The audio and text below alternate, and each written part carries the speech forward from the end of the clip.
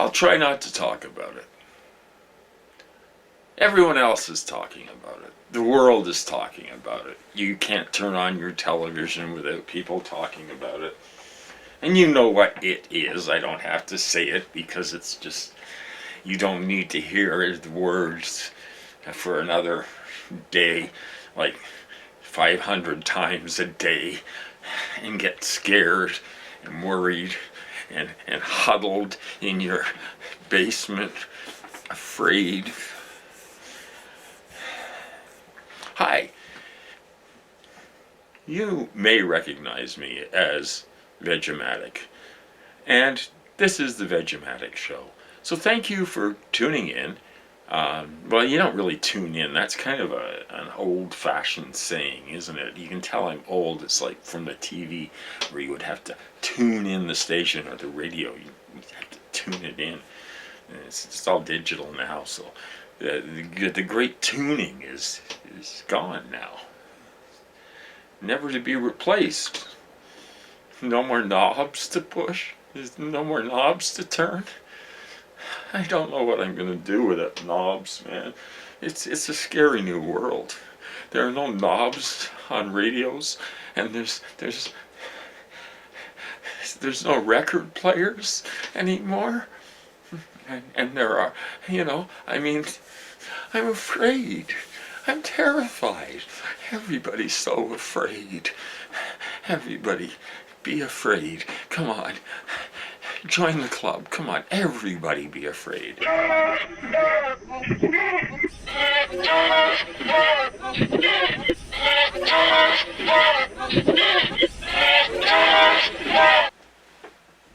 Do you sometimes watch YouTube and get annoyed by the sameness of the insults that are passed back and forth? I mean, it's easy to call people a moron, an imbecile, all those, the traditional insults. But here are a few that you might not have heard of that definitely make your insults more interesting and make you look brighter at the same time. Number 1, cockalorum. Now, cockalorum is a boastful and self-important person who thinks he knows everything. Sound like anybody we know? 1 or 2. How about snollygoster? Snollygoster is an unprincipled yet shrewd person. I would imagine there are a few snollygosters out there. But pillock.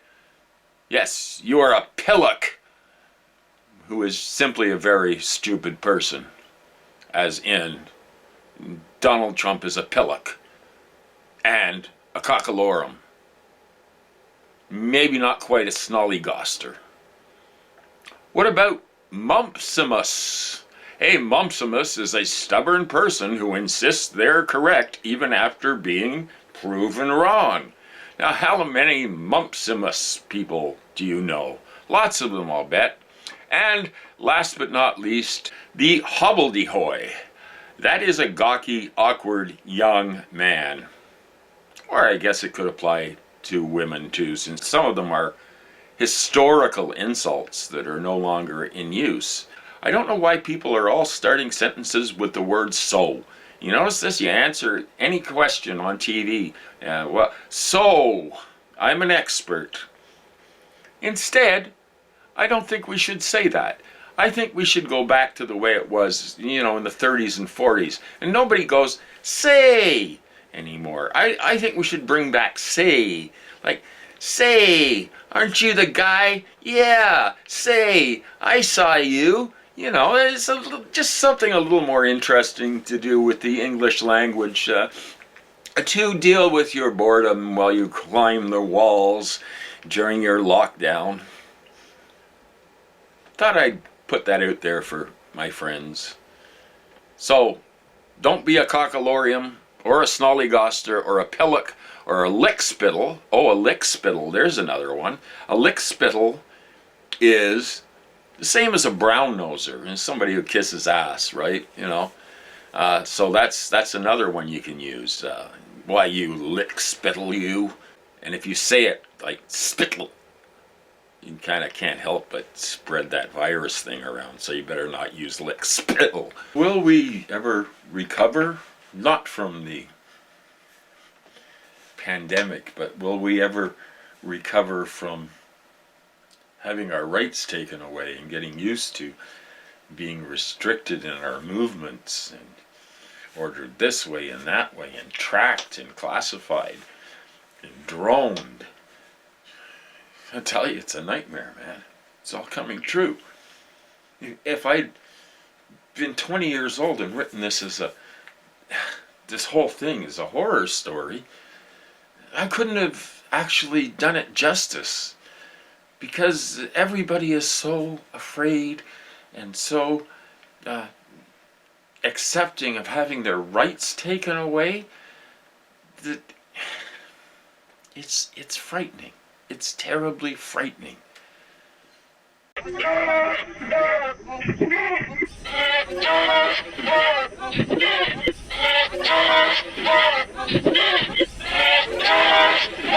Not the thing isn't so much frightening is how easily we're going to be controlled in the future, because we're used to it now.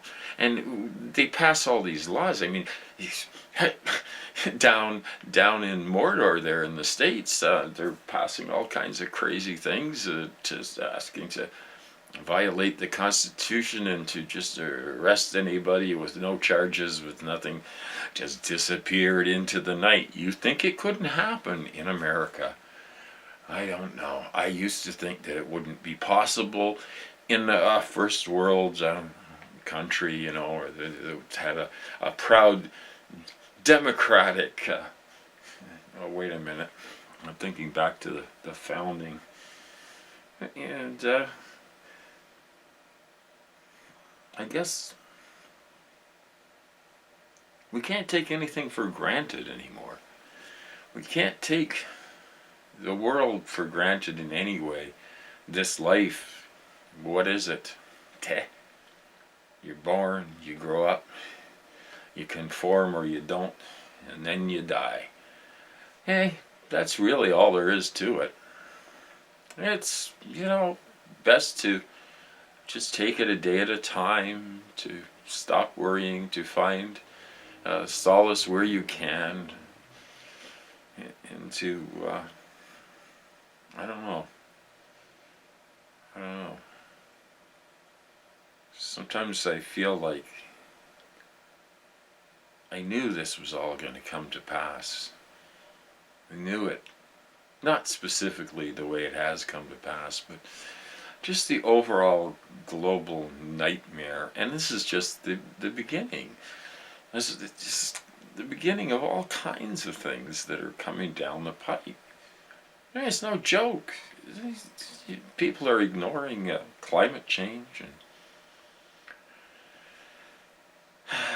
and the collapse of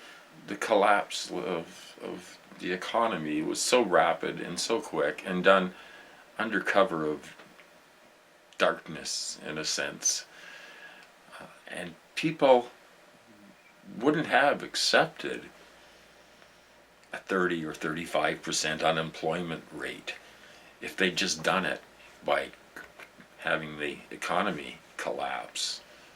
So this crisis came along, and they're using it because they don't let a good crisis go to waste, because they're going to enact all these laws, all these new ways of being.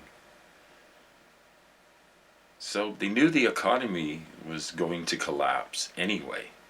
And I maintain that it doesn't matter, it absolutely does not matter whether it was this crisis or the next crisis or the crisis after that. They knew they were going to have to pull the plug on the economy, and so this opportunity presents itself, because the whole global economy, the whole concept of globalization is crashing to the earth. We've reached too far with capitalism and the destruction of the planet, the absolute waste of resources, Just stand at, if you've ever been in a garbage dump and looked at the mountains and mountains of trash, it's frightening. Everything's frightening.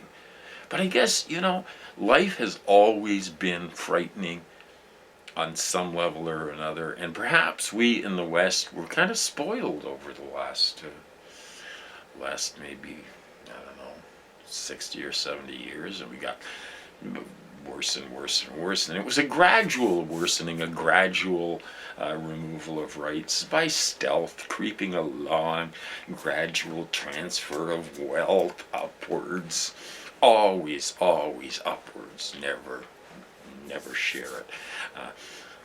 If all this shit had happened at once, they wouldn't have gotten away with it.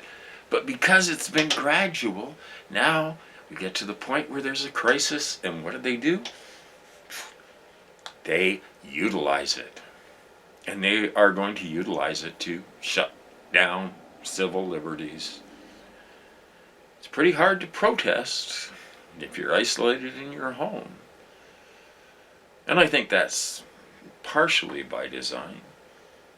I don't want to be a conspiracy theorist.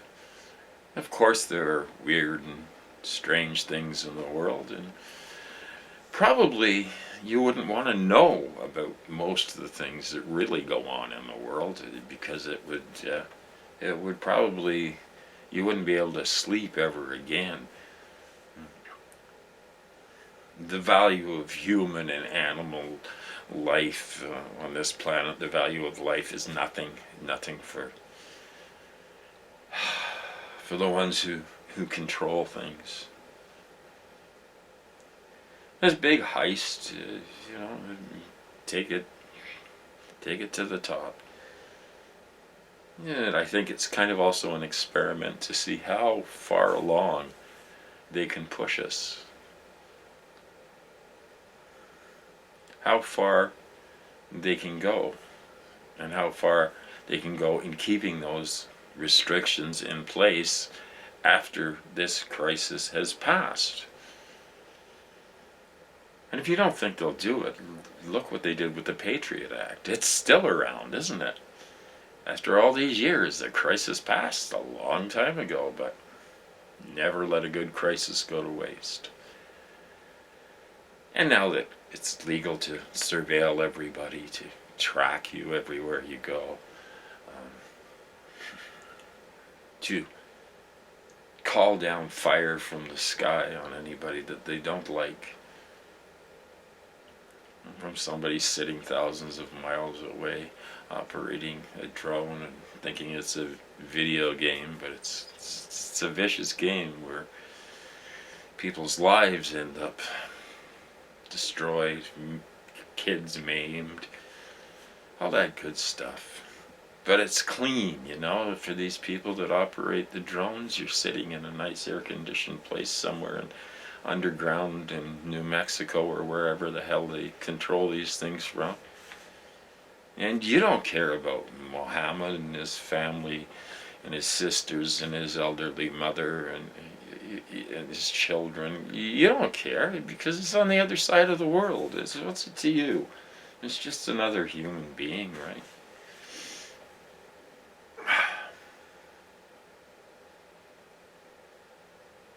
How I wish we hadn't arrived at this point.